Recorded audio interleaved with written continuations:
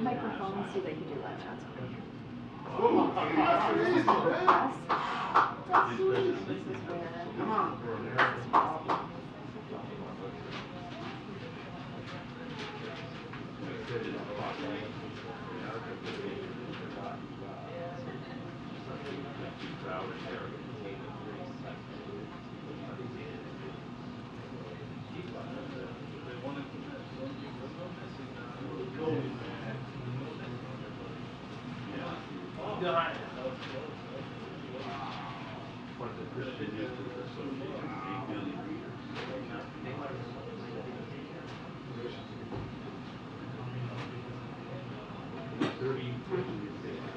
Oh, goodness gracious.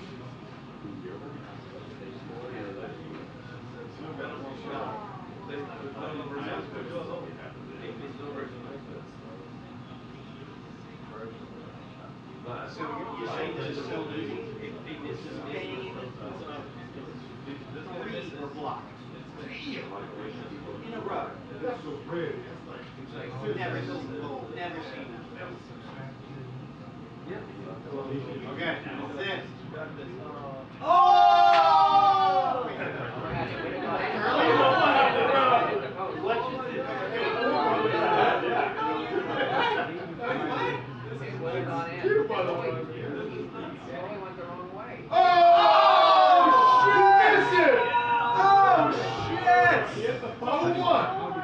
Croatia! Croatia just beat Brazil. Yeah! Even Silas is out here. You get the racing shirt. This is worth crying about. Oh.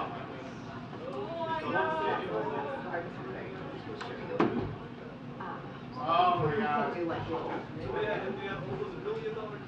Oh. 1 year anniversary. Everybody's gonna be like, No, how much they're worth? How much can you make?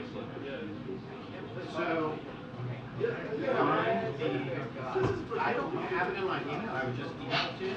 The newest one. Supposedly the Pentagon put out. I'll say probably about 2 o'clock. I'm going to send you the audio. Yes.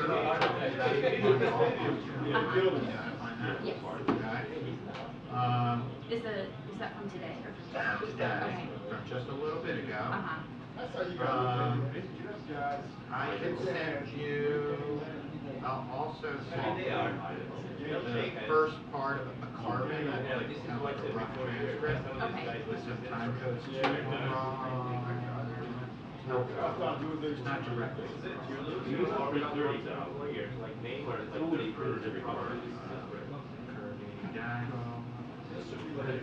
For some reason, the second part is not fun. There we go. Yeah.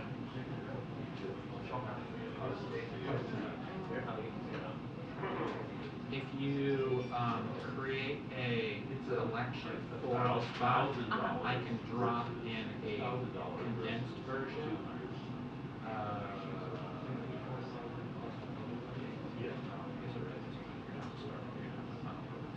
I just sent you. I would drop this tape in it. What? Yeah.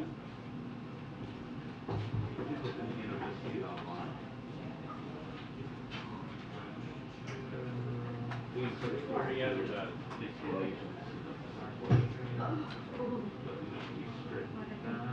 Okay. How are you? How are you?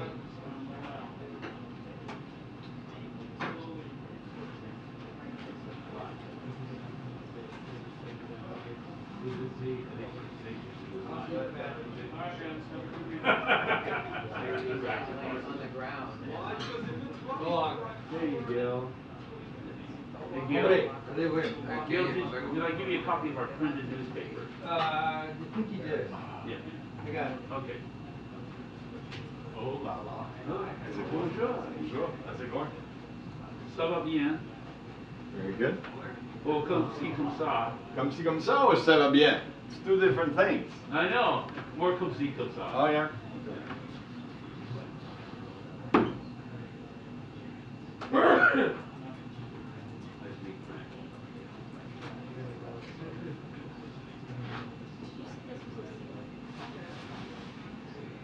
So Kurt talked about it.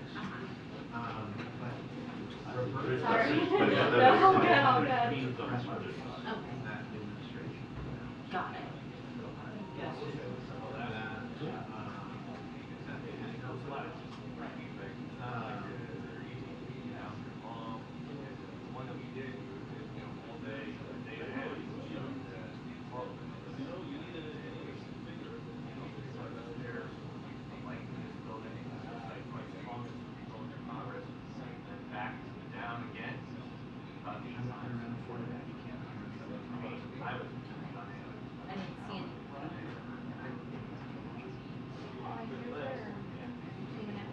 I didn't see any. Let me go downstairs. Are you gonna use the booth? I usually, I don't think so. I have sprawls, so if you need to move my stuff, you can, hey, how's it going? It's like, she sounds familiar. Yeah, me.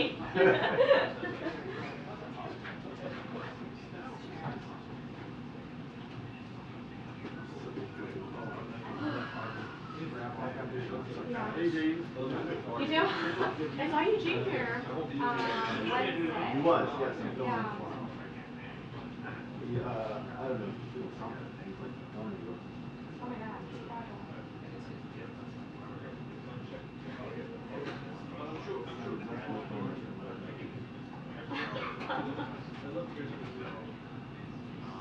How was your Thanksgiving? It was nice. It was like, Yeah.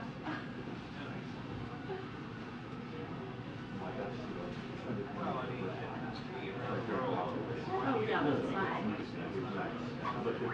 Yeah, I just stayed in DC. You're right. Yeah, it's like tough to travel.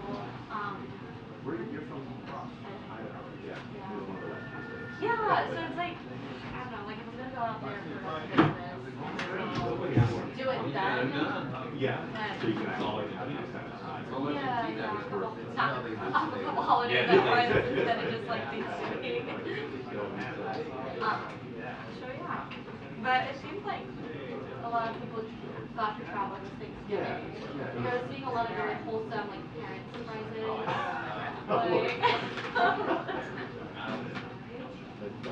Yeah, there was definitely a thing. You can always judge by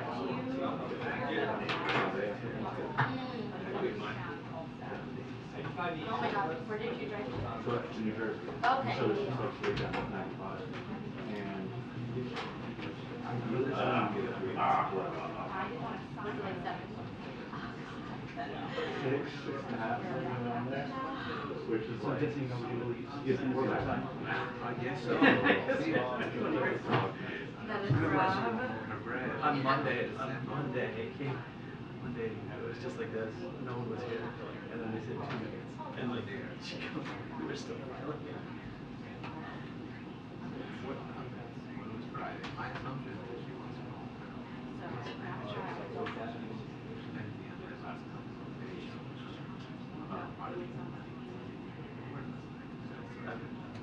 oh, I saw you, we kind of went. Because I didn't see my wife. Yeah, my wife was there with me.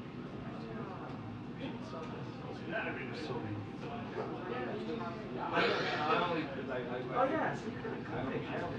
See, we couldn't get one that was the coloring was all off. We did look it over. Anyway, So you take a picture with the mom. Yes. I know.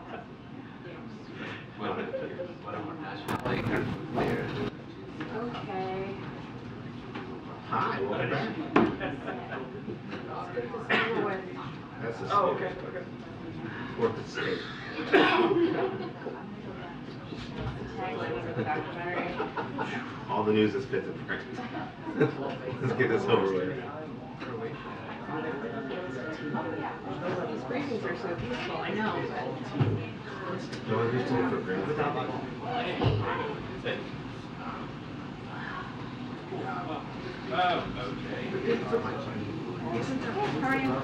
Time. You're asking for a lot. Yeah, you have a lot of That's a bit much. Wrong with this. That she's right. Listen, fighting a man. When I just talked, Brendan Free died, he was like, I told you I didn't have it. Correct, Brendan. You did not have it. That somehow like the right word for fireworks, and yet somehow like I figured it out independently. Oh, really? It wasn't That's what I did too. Why not? I guess nobody. I think like Ryan who wrote the story just like Well, not yesterday. Yesterday. emailed people and I like that even after all the reporting of them, I still have not seen many of the emails. Yeah, but that's as far as threshold go.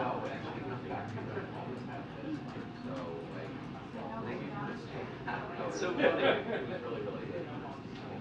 cool.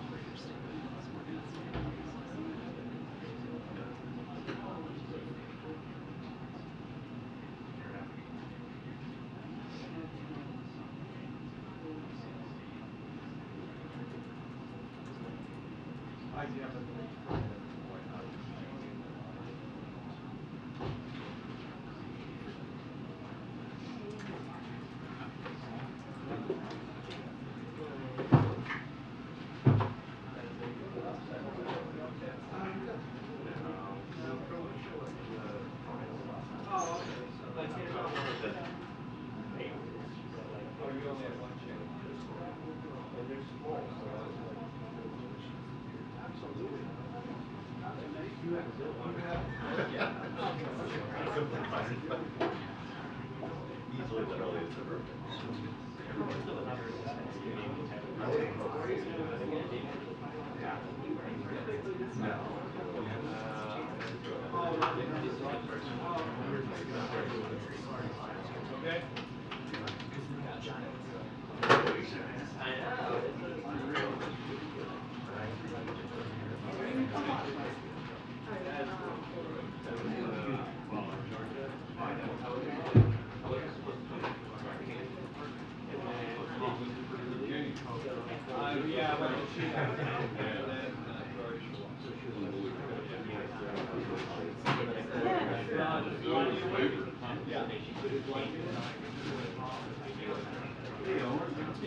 You people are working too hard, man. Because you didn't bring us any ham. Pardon? Because you didn't bring us any ham. I brought rum cake. I was gonna make bourbon balls, but I stayed up too late last night.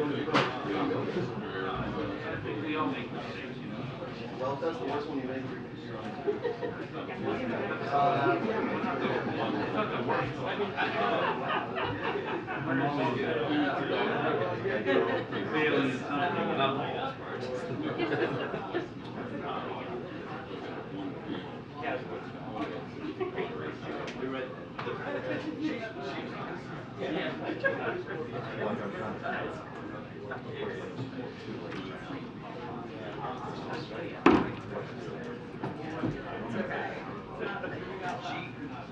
Are we still on time?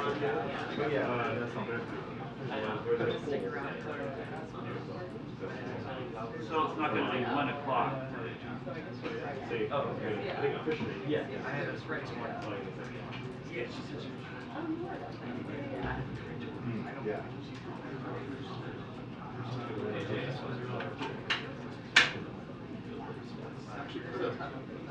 Temperature.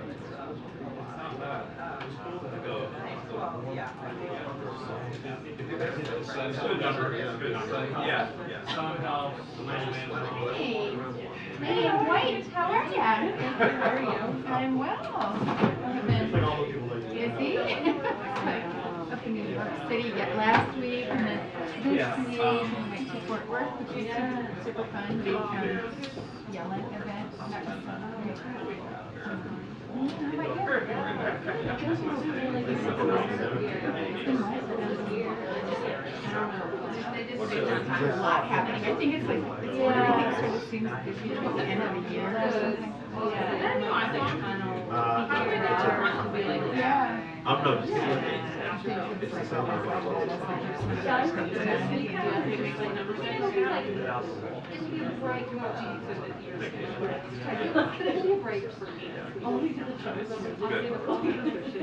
Yeah, it's insane.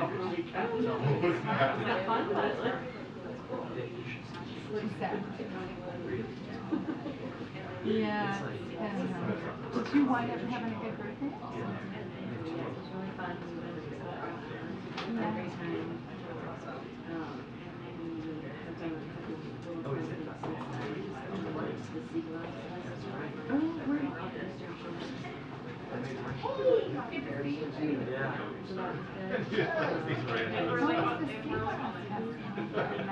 There's no Photoshop. I was at one last year. I know, but it was just, do they do it twice? Wait, should you be walking out? So this one always reminds me because I was there with the Asian. It was the day that, It's not lost on me, it's only they came and left mine. Remember at the car, like we were driving through the subway, we had a lid, and they were like trying to scramble and everything. They are so fun. It's okay, Patsy. How are you? Nice choice of color there. If your Christmas party is great. Well, I'm not.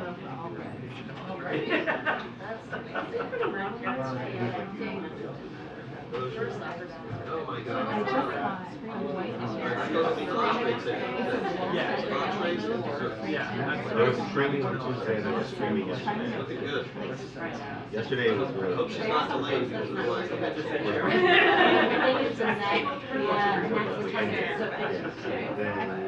I have No it's in value. my closet. And then.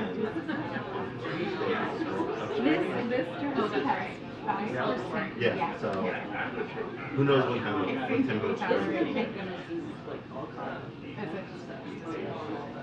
I love wool, I love that. Like the old song? Hi.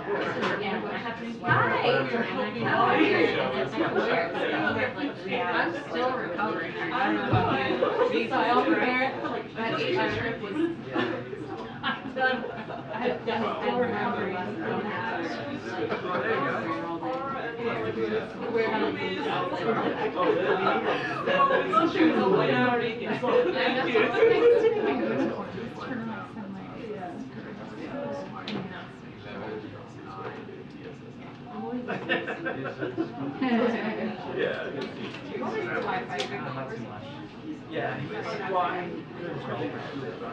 Yeah, Some picture of it. I have a picture of it. Yeah, I have a picture of it.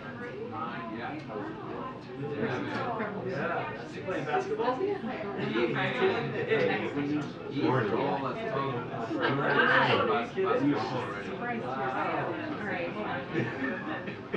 Oh yeah, oh my gosh. He's got you with 11. He's got 11.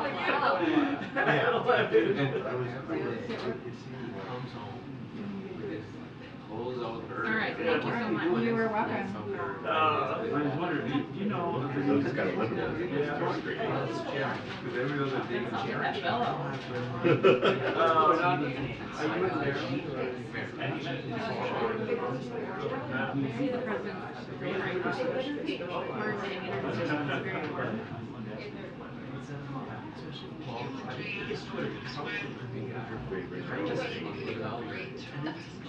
Every day, somebody's at that request.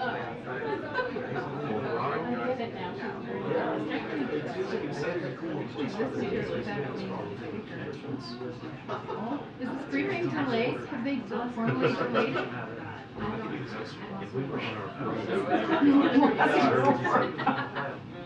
That might be like a suggestion. No, I did, they know, they already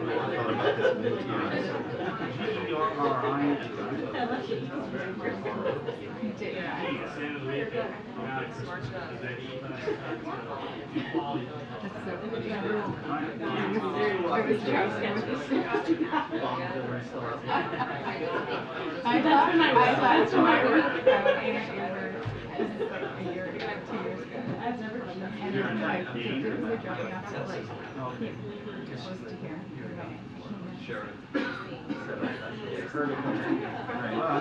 And then I was able to find, because, you know, I could figure out who provided for it. I don't even know how I did it. That's a simple. I think he gave me his phone number or something because he was like, trying to invent some. And we had this conversation, yeah, with law enforcement. So I called him up and he was like, yeah, I have it, I'll bring it back. Thank you. Giant.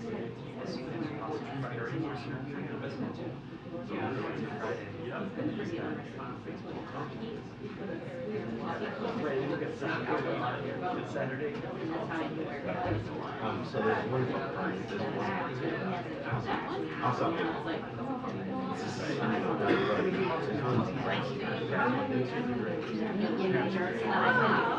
yes, there's also one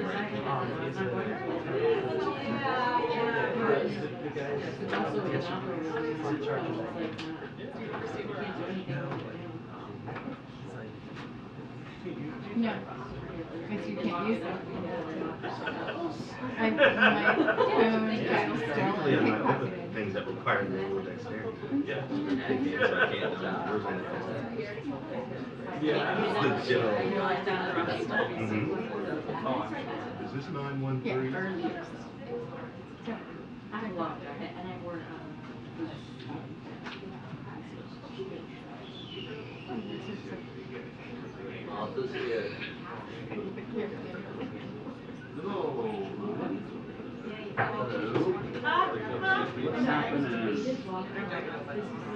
My music.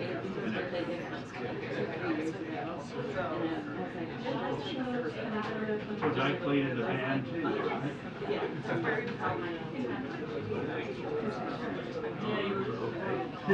Trumpet.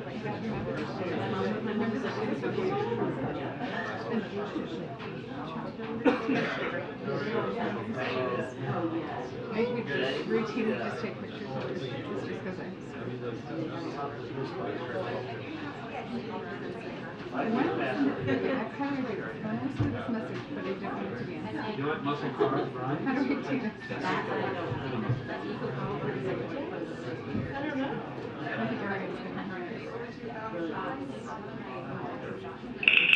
Attention, the press briefing will begin in 2 minutes. The press briefing will begin in 2 minutes. Thank you.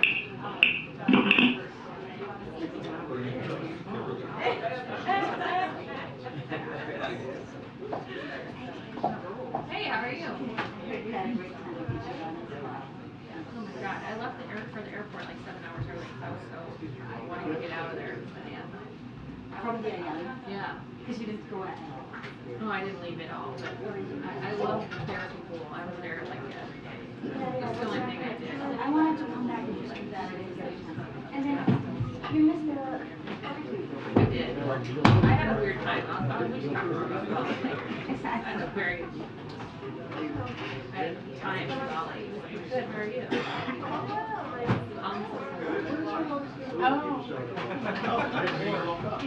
Yeah, he is. He said the same thing. He said, I didn't hear you at all. It's a great cat line. Yeah, we always have this time. Hi, how are you doing? Oh, it's perfect. That's not. I don't know who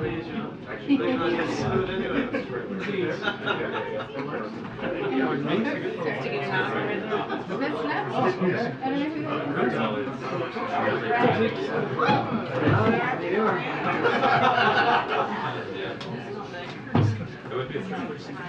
are you?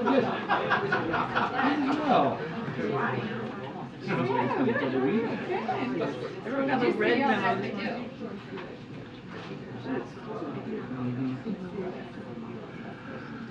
Really? Yeah. And you're oh, really? And people were like, I think you were wearing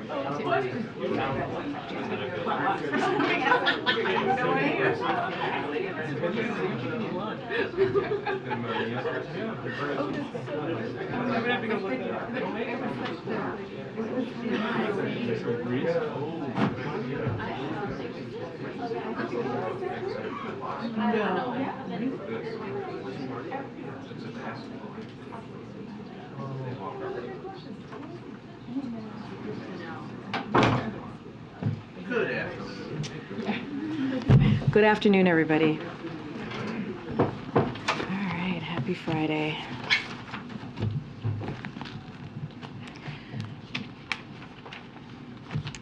Okay, so we are rounding out another big week here at the White House and a lot of great news for the American people.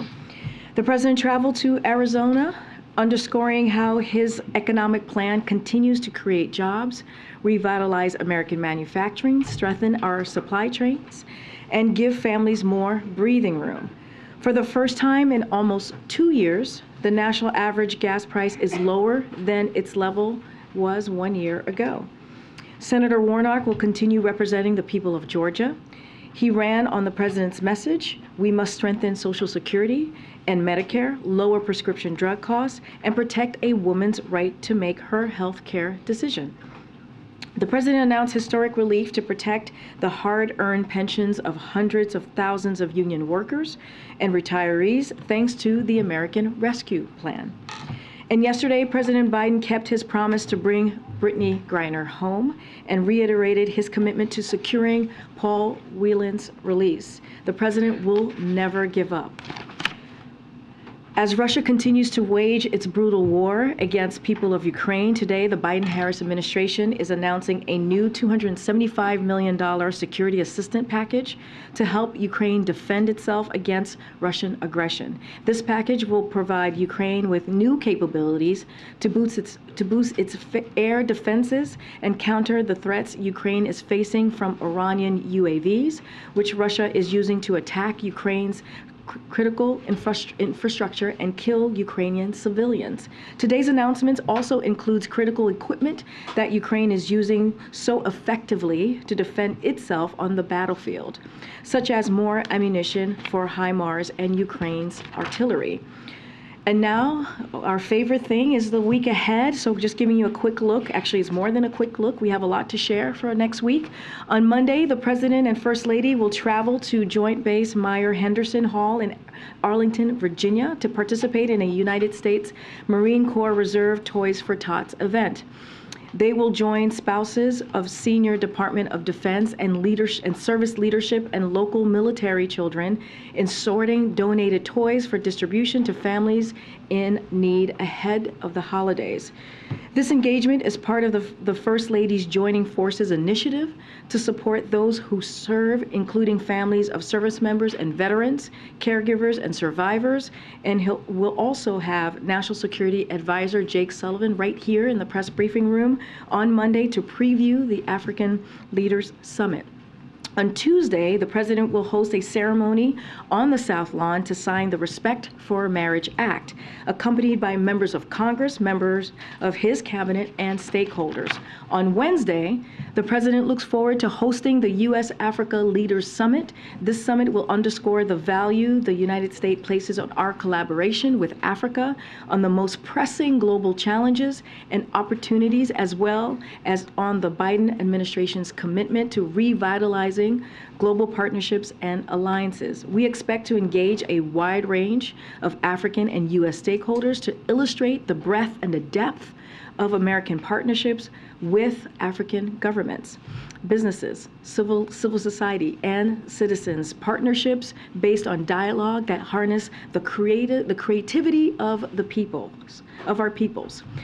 In the morning, the president will deliver remarks at the U.S.-Africa Business Forum. Later in the day, he will host a small group multilateral meeting with leaders. In the evening, the president will host the U.S.-Africa Leaders Summit dinner in the East Room. The president will also observe the 10th anniversary since the tragic Sandy Hook shooting. We will have more details on that next week. On Thursday, the president will continue his participation in the Africa's Leaders Summit. He will participate in the Leaders session on partnering on the Africa Union's Agenda 2063, the continent's strategic framework for inclusive and sustainable development based on Pan-Africa unity, self-determination, freedom, progress, collective prosperity. Afterwards, he will participate in a family photo with the leaders. In the afternoon, the president will participate in the leaders session on promoting food security and food systems resilience. And then on Friday, the president will head to Wilmington. He will remain there over the weekend. With that, it's all yours. Thanks, Karine.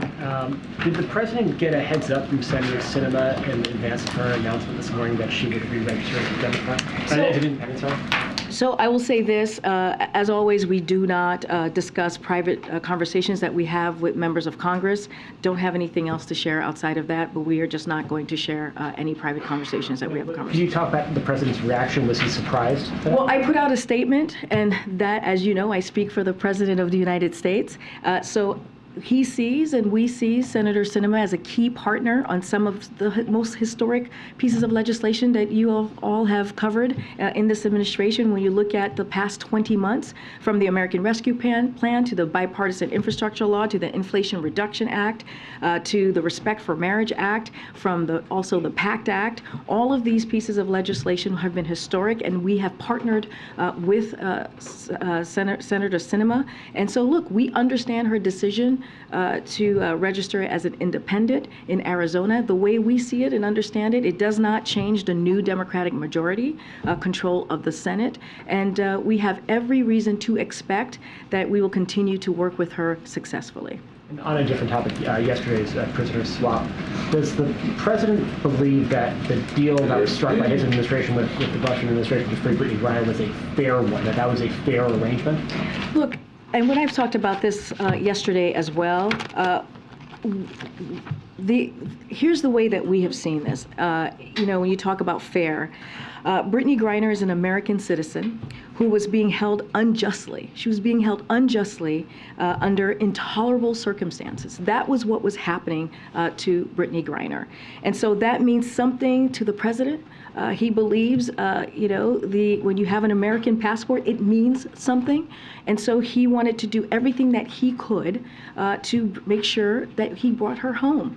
And we were presented with an option. As you know, we've laid this out. You've heard from my NSC colleagues as well, where it was either Brittany or no one. That was the option that we were given. And so the president wanted to keep his promise in making sure that he brings American citizens home who are being wrongfully detained abroad. That is a promise that his administration is continuing to fight for.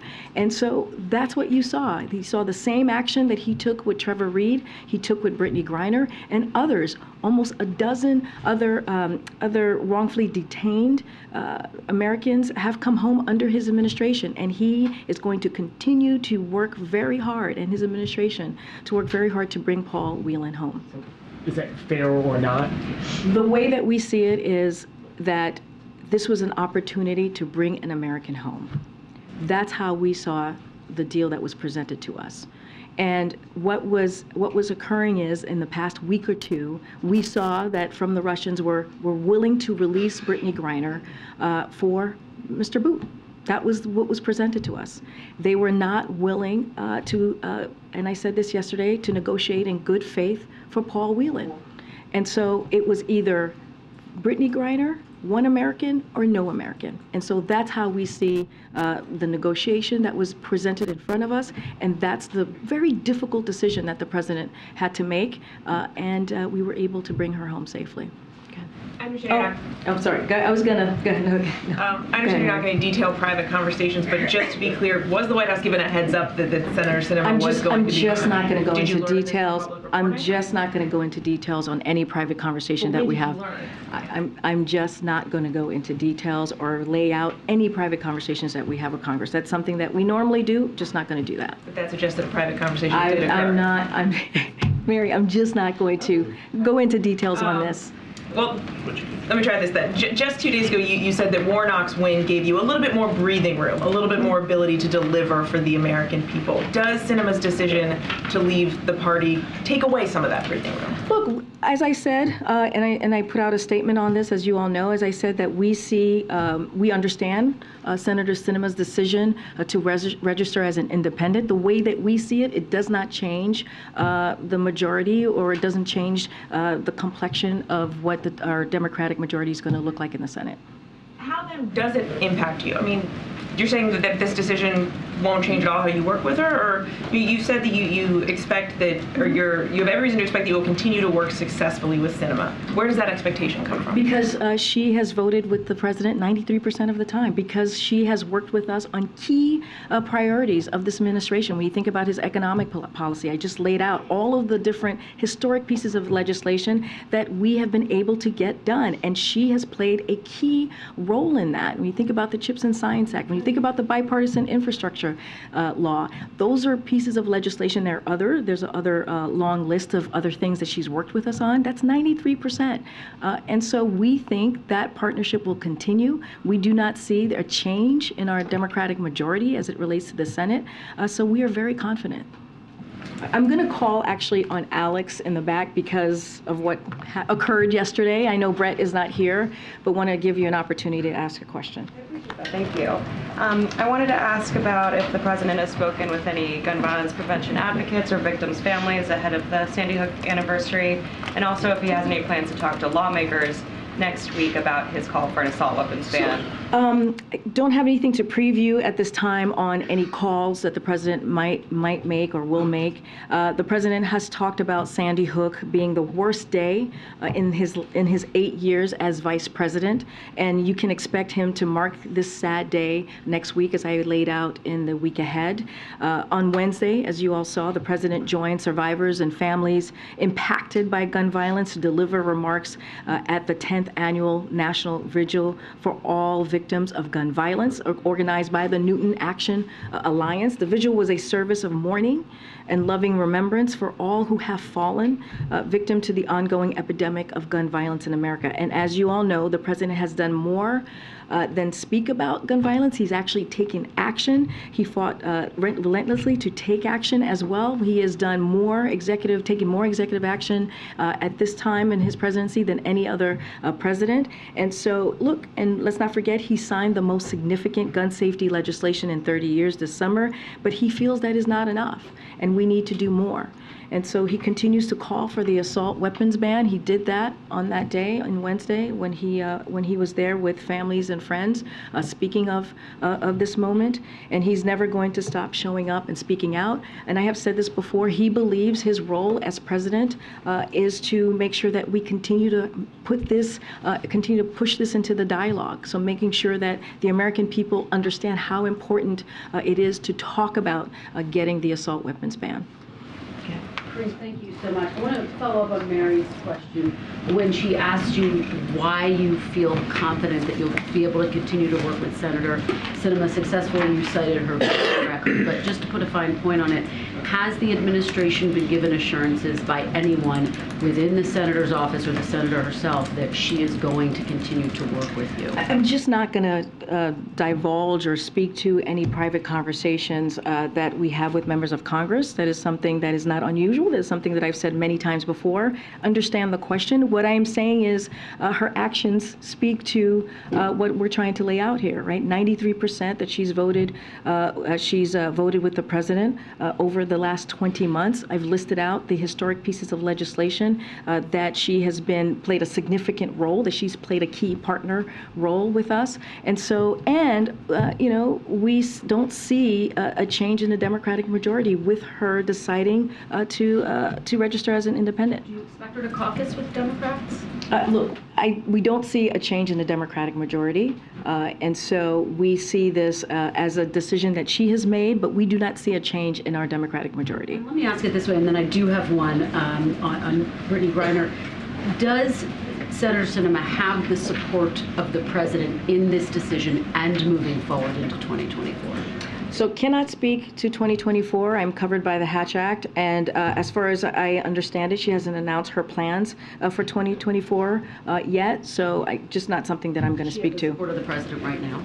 Absolutely. Well, we see her as a key partner. We understand her decision to register as an independent. Let me ask you about something that Vladimir Putin said today. As you know, he held that press conference, and he said more prisoner swaps may occur between the U.S. and Russia. He said, quote, everything is possible.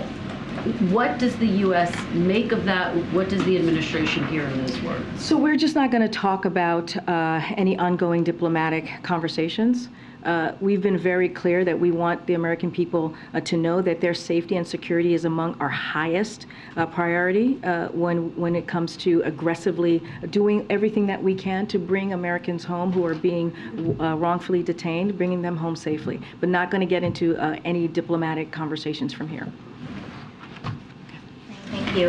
Now that Brittany Griner is back on U.S. soil, has President Biden spoken to her, or does he plan to?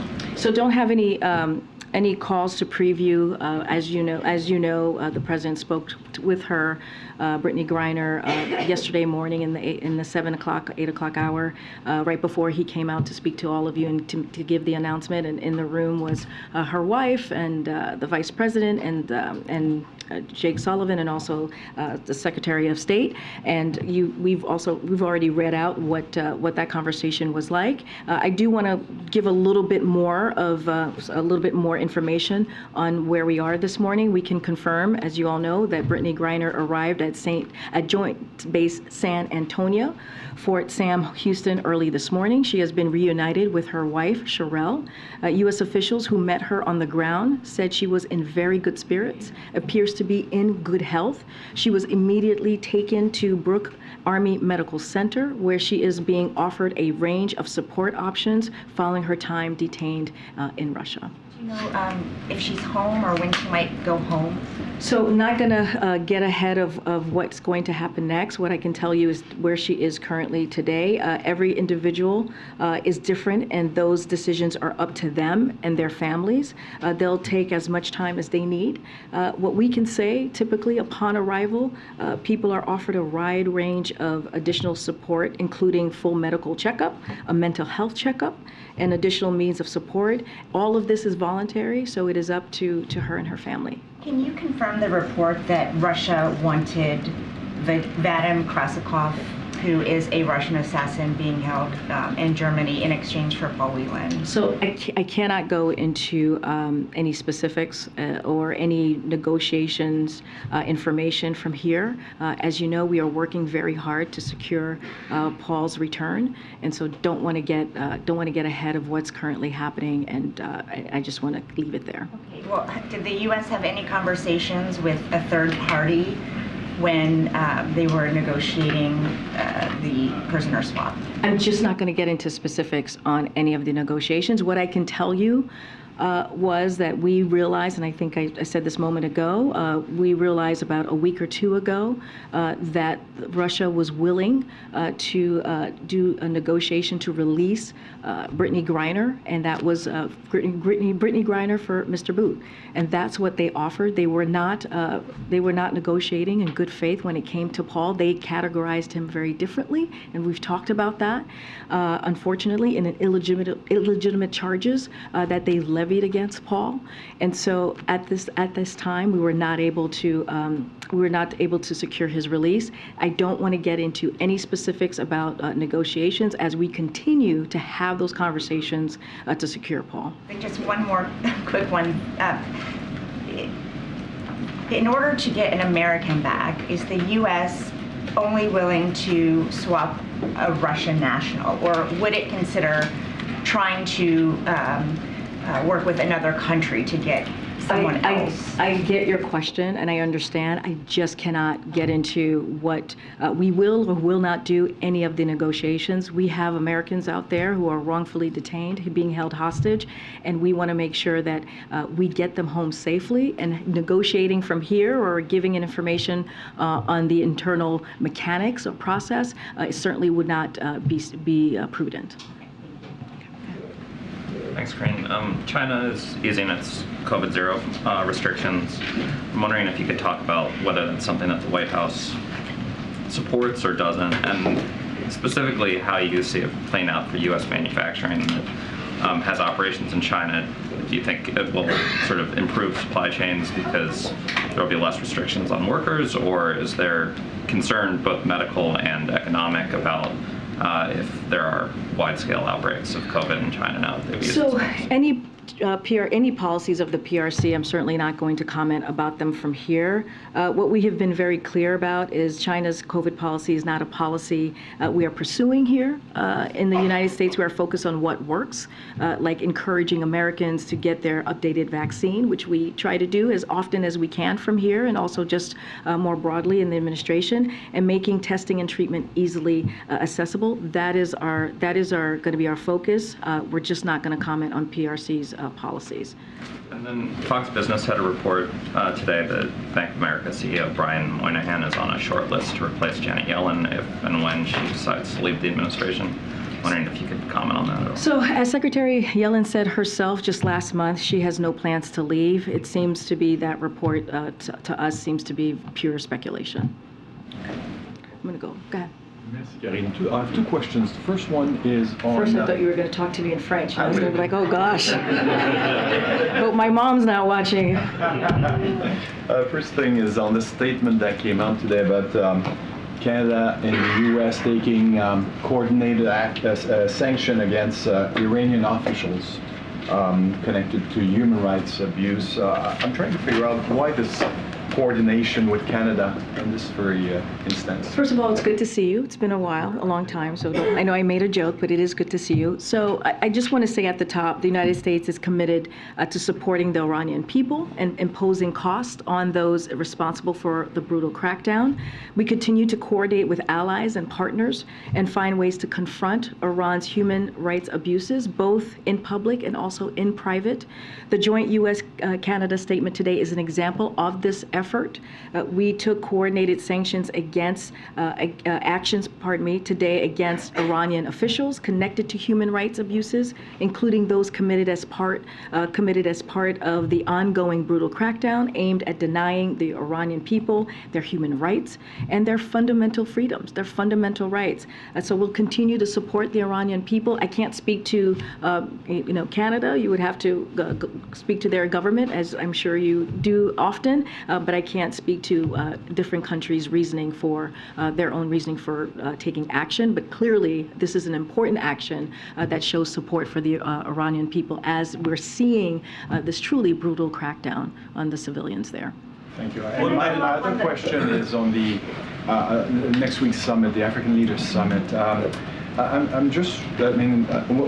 We're going to get into details, but I'm trying to figure out how much do the Chinese intense economic involvement and the Russian, through Wagner, military involvement is playing a role in the president's willingness to engage even more intensely with the leaders. What I can say, our focus next week is going to be on Africa. That's going to be the focus of the summit. This summit is an opportunity to deepen the many partnerships we have on the African continent. We will focus on our efforts to strengthen these partnerships across a wide range of sectors, spanning from businesses to health to peace and security, but our focus will be on Africa next week. Okay. Can you provide any updates on what the president is doing to push forward the government spending bill? So look, I've talked about this many times, and we believe getting the government funding done is critical, and it's going to be important. And this is something that we encourage and continue to talk to Congress about getting this done. I talked about how Shalonda Young is certainly leading that effort, our OMB director, and she knows how to get bipartisan deals done here. And look, we were able to get government funding done in a bipartisan bipartisan way last year. We believe it should be done in a bipartisan way this year. There is enough time to get this done. We are talking about critical resources that the American people need. When you think about public health, public education, our national security, these are all incredibly important, and it should be done in a bipartisan way, and there's enough time to get that moving. And as families are facing rising school lunch debt, can you also provide an update as to what the president is doing to push forward free school meals for all? So the president, as you've heard him say, is proud that his American Rescue Plan provided additional emergency food and nutrition assistance for those in need, building on our $60 million investment in farm-to-school initiatives. Our national strategy on hunger, nutrition, and health, which we released in September, includes a provision on creating a path to free health school meals for all children. As a first step in reaching this goal, the administration is committed to working with Congress to expand access to healthy free school meals to an additional 9 million kids over the next decade. But obviously, this has been a priority for this president since the beginning of his administration. Just a follow-up on Iran and human rights. Iran just executed a man for his involvement in the anti-government protests. Other detainees also face the possibility of the death penalty related to the protest. Can you speak more specifically on those instances? So we denounce these draconian sentences in the strongest terms. These sentences are meant to intimidate people and suppress dissent, and so they will not work. And Iranians' leadership continues its violent crackdown as they do that on peaceful protesters. They should know that the world is watching. I just talked about a letter that was signed by our allies, really calling that out, continuing to do that. So the United States is committing to supporting the Iranian people and imposing cost on those responsible for the brutal crackdown. Just today, again, we announced the sanctions to hold Iran accountable for human rights abuses. We continue to coordinate with allies and partners and find ways to confront Iran's human rights abuses, both, again, as I said earlier, in public and in private. We will stand with Iranian civilians as they are fighting for their basic freedom, their basic human rights, and we will continue to denounce that. Okay, and another question on Saudi, please. Does President Biden plan to follow through with his statement that there will be consequences on Saudi Arabia following their oil production cuts? Or is the understanding now that gas prices have stabilized, so perhaps it's not as urgent for those consequences to happen? And just more broadly speaking, does the growing ties between Saudi and China, does that play a role in the administration's reassessment of relations with Saudis that were promised to us? So there's a couple of things there, kind of laid out a couple of items that I'll touch on. So look, the gas prices that we're seeing currently that are going down is because of the work that this president has done. It's because he took historic action to tap into the Strategic Petroleum Reserve. And because of those actions, we're seeing prices go down. So I want to be very, very clear on that. So as far as the relationship, the review that you're asking me about, we are assessing relations with Saudi Arabia methodically and strategically, as we have done over the last 80 years of this relationship in a bipartisan way. And we're going to do this in line with what's in our interest, and we will judge the way forward based on their actions, as well as our ongoing consultations with partners and allies, and also the new Congress that is going to be before us very soon, and the Saudis as well. Don't have anything more to share, but again, remember, this is an 80-year history, and as we have reevaluated over the course of those 8 decades in a bipartisan way, and that's how we're looking to move forward. And just really quickly, last one on Taiwan. Can you comment on the timing of the $425 million arms sales to Taiwan earlier this week, which happened on the same day that the president went to Arizona to visit the TSMC plant, which is of course part of the effort to get ahead of the strategic rivalry with China. Is there any kind of messaging here that these two events happened on the same day? So there's no connection. I can say pretty affirmatively, there's no connection there. This was a package of upgrades on pre-existing sale. I think we've talked about that here before in the briefing room. We continue to support Taiwan's self-defense consistent with our longstanding one China policy. So no change there. Go ahead. Thank you, Karine. I've got 2 questions for you. The first about the coronavirus pandemic and then one about Twitter. On the pandemic, the former vice president of the EcoHealth Alliance has a new book out, and he says that he's convinced that COVID-19 leaked from a Wuhan lab. To my knowledge, he hasn't produced any direct evidence, but he speculates that risky U.S.-funded research caused the pandemic. Does the U.S. government have a response to that? So I would refer you to the NIH on that, but a couple of things, and EcoHealth as well for specifics here on the question that you have. But we do not know the origins, as you know, of COVID because of China's lack of transparency. As I've said before, this is something we, including the president, have pressed China on repeatedly. NIH has exhaustively communicated the oversight of its scientific work and its purpose to ensure pandemic preparedness. It's quite wonky, as you know, and so again, I would refer you to NIH. Again, it's very in depth, and that's the place that I would refer you to get more specifics. Just a very brief follow-up before turning to Twitter. Dr. Fauci's agency recently resumed funding for the EcoHealth Alliance. Is there any concern about that, given its past risky research in Wuhan? And if you're not able to speak to that, I was wondering if you could perhaps invite Dr. Fauci back here to take some more questions.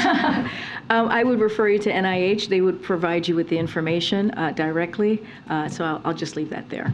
But on Twitter, Elon Musk this week fired the former FBI General Counsel Jim Baker, who was serving as a top Twitter lawyer. Musk alleges that he may have been involved with countermanding his attempts at transparency. And I was wondering if anyone in the Biden administration was in touch with Baker, either regarding moderation decisions that critics call political censorship or regarding his transparency efforts recently. So it's up to private companies to make these types of decisions. We were not involved. I can say that. We were not involved. And as I've said several times this week already, we've had this conversation many times in this briefing room. Just the past couple of days, of course, it's up to these companies to make their own decisions about the content on their platform and to ensure content flows there on standards and on their own standards and policies. Don't have anything more to share. On the not involved in speaking with Baker about this transparency effort by Musk, is that what you're saying? That the Biden administration wasn't involved? We were just not involved. Just answering your question, we were not involved. Go ahead. Thanks, Karine. I could probably process this question to some degree, but the official commutation order for Victor Boot was signed by the president on December 2nd, which was 5 days before everything actually transpired. Why 5 days?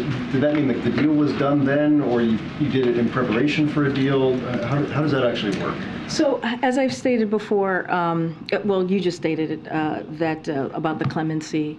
Look, we knew about a week or two ago that there was going to be a deal for Brittany Griner. And that was what the Russians had presented to us. And they wanted the deal, right, to secure her return was Mr. Boot for Mr. Boot for Brittany Griner. And so that was the deal that was presented to us, and that's how we moved forward, because we wanted to make sure we brought one American home. It was either no American or one American.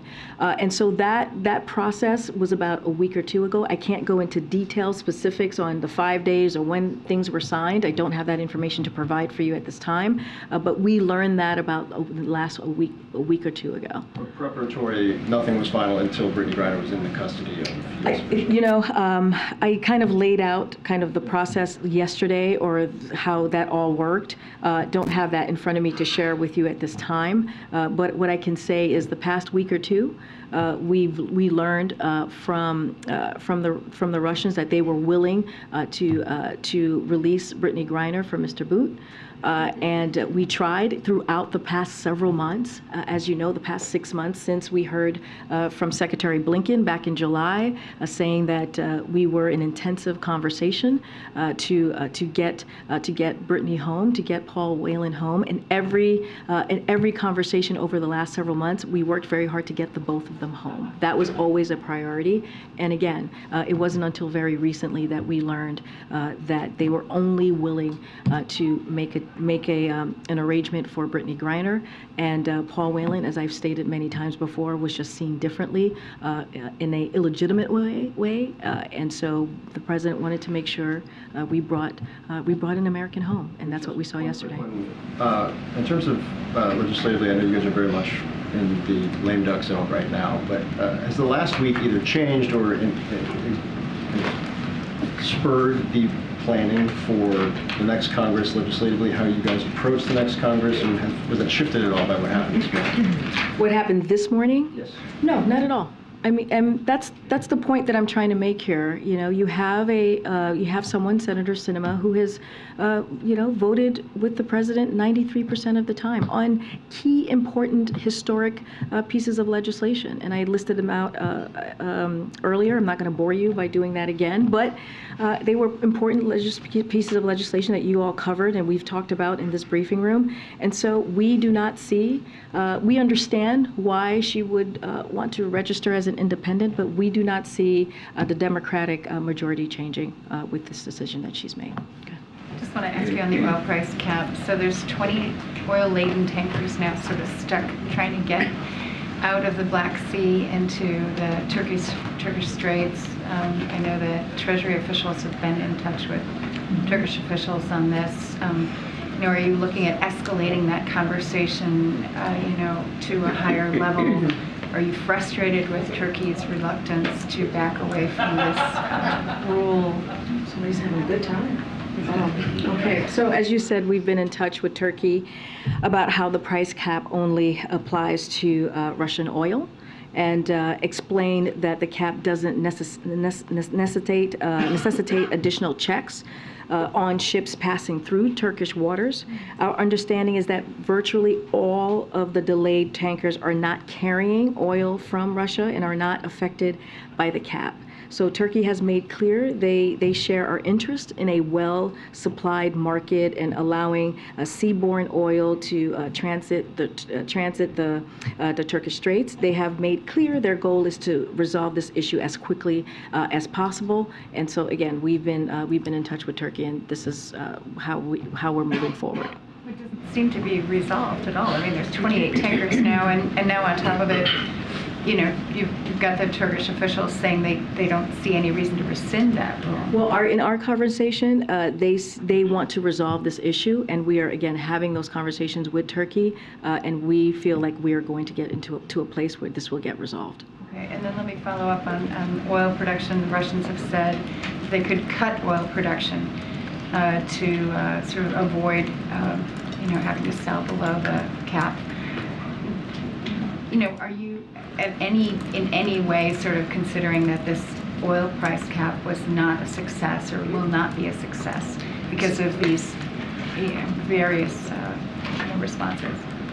Look, we're not surprised by Putin's reaction and response and what Russia is saying. Look, the price will lock in a discount on Russian oil, especially in light of the $100 per barrel they earned just a few months ago. And it can be adjusted over time to prevent Russia from further profiteering from its war. And we see this as an opportunity.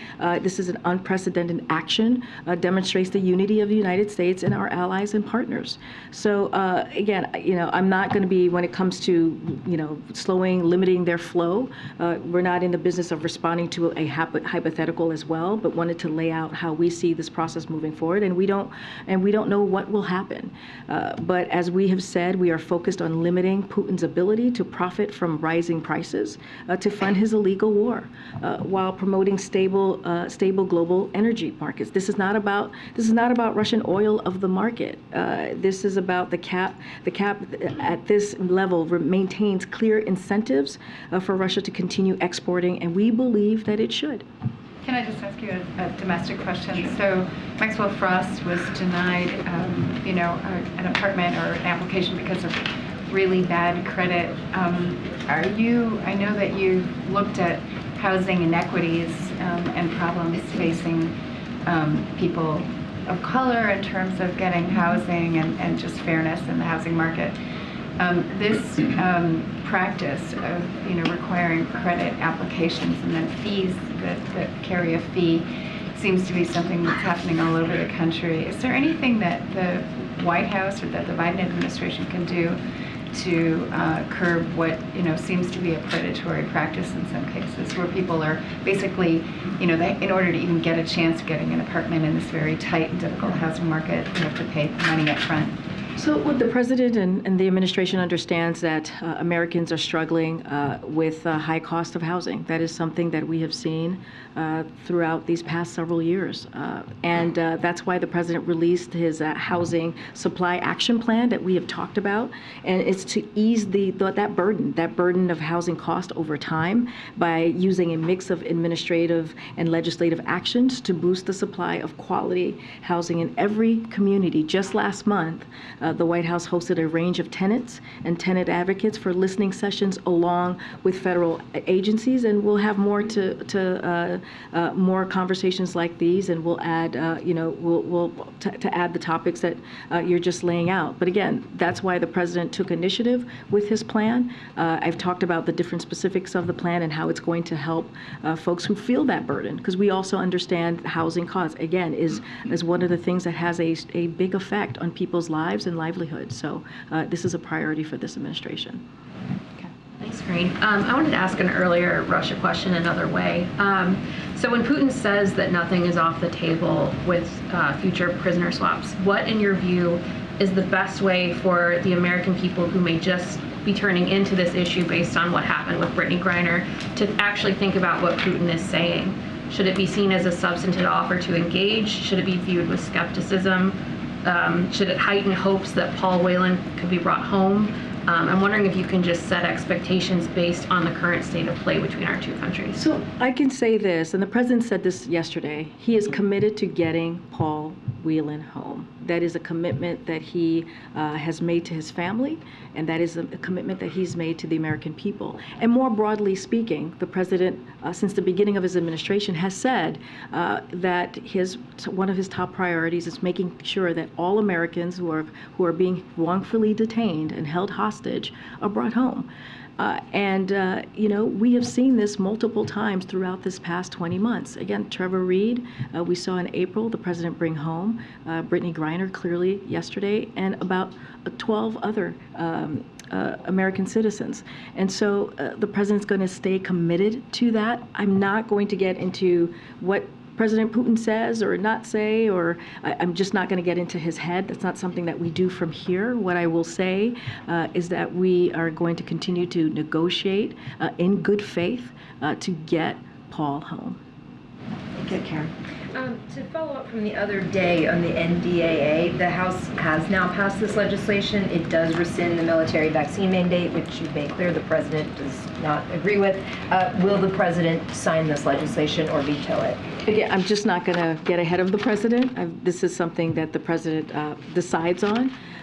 We've been very clear where we stand on the vaccine mandates, and we've said it many times before. Republicans in Congress have decided that they'd rather fight against the health and well-being of our troops than protect them, and we think that it's a mistake. Not going to get ahead of any final votes that may occur. You talked about the House. Every year, the NDAA has some provisions we support and some we don't. So the president will judge this in its entirety. I noted that that the House is moving on this, but I'm just not going to get of any decision that the president's going to make. He has not yet made a decision.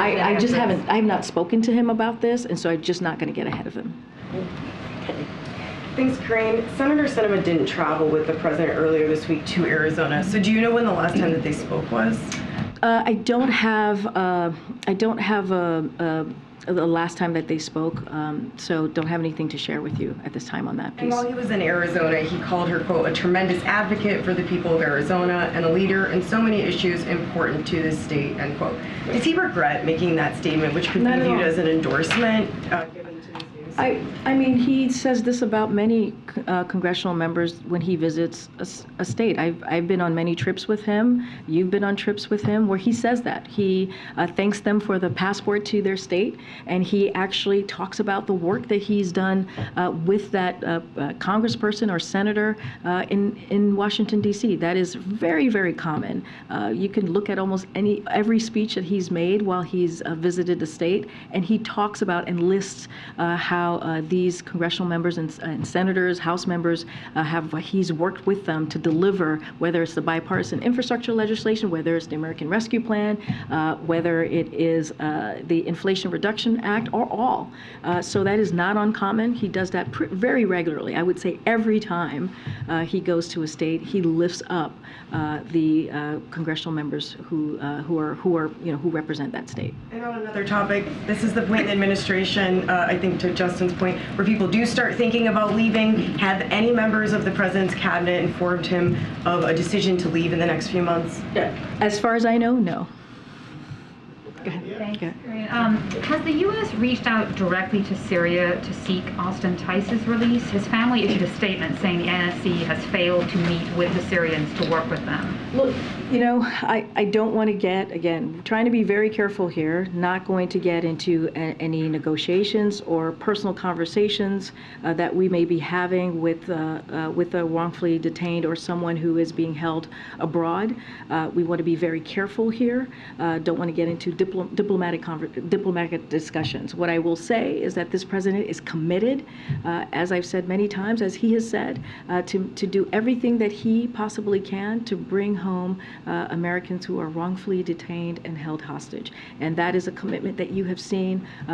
He has promised and kept over the past several months. And following up from earlier in the week, do you know if the president has counted the votes to determine if he will seek an assault weapons ban during the lame duck? I don't have anything more to share beyond what I said a couple days ago. You don't know if he's counted the votes? I just don't. I don't have an update for you at this time.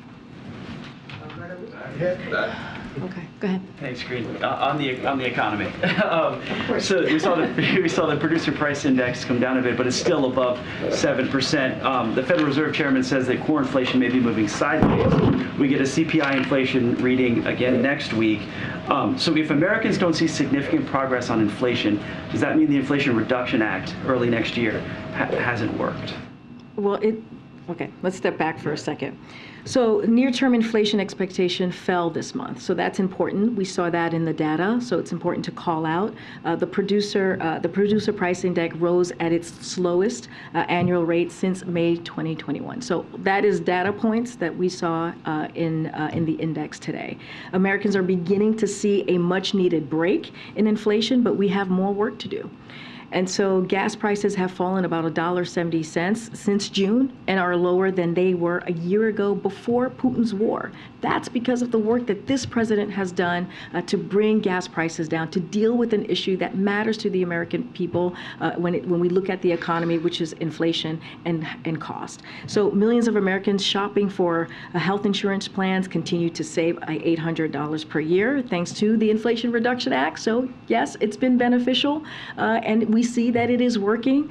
And in 6 weeks, President Biden's plan to bring down prescription drug prices and energy costs goes into effect. And that's going to matter for the American people as they think about, when they sit around their kitchen table, you hear the president talk about this at the end of the month, trying to figure out how they're going to pay for items in their house. And these, what I just listed out, or in their lives, is going to matter. Lowering costs, healthcare costs, lowering energy costs. We're already seeing that it's going to have a real effect on American families. And so I will leave it there. Yeah, but you had said the inflation, before the midterms, you told me that the Inflation Reduction Act should bring down inflation early next year. So if it doesn't do that significantly, is that seen as then a failure? First of all, that's a bunch of hypotheticals that you're asking me. What I laid out was something that economists said by looking at the Inflation Reduction Act, by examining it and understanding what it's going to do for the American people. You're bringing up a hypothetical. What I said was, again, what was the analysis that was done by economists, and I just laid out also how we see the Inflation Reduction Act is actually going to help the American people, and that matters. And I have to say, Ed, and just going back to the past several months as well, look, the Inflation Reduction Act was a piece of legislation that was signed by the president that was only passed by Democrats. And what you saw from Republican officials over the past several months is how they wanted to get rid of it. Because they were upset about Social Security. They wanted to put Medicare on the chopping block, and they have no plan to lowering costs. So what you're seeing from this administration, what you're seeing from this president, what you're seeing from Democrats in D.C., in Congress, is that they are taking action to lower costs for the American people, and that matters, and that's what we're going to continue to do. An end of the year housekeeping question, following up on what I think Karen was asking about. The House has already voted on the NDAA. The Senate will most likely take it up this week. Should the Senate expect to know what the position of the president is on the bill before they vote on it? We've been very clear when I've been asked about the vaccine mandate. We thought that was a mistake.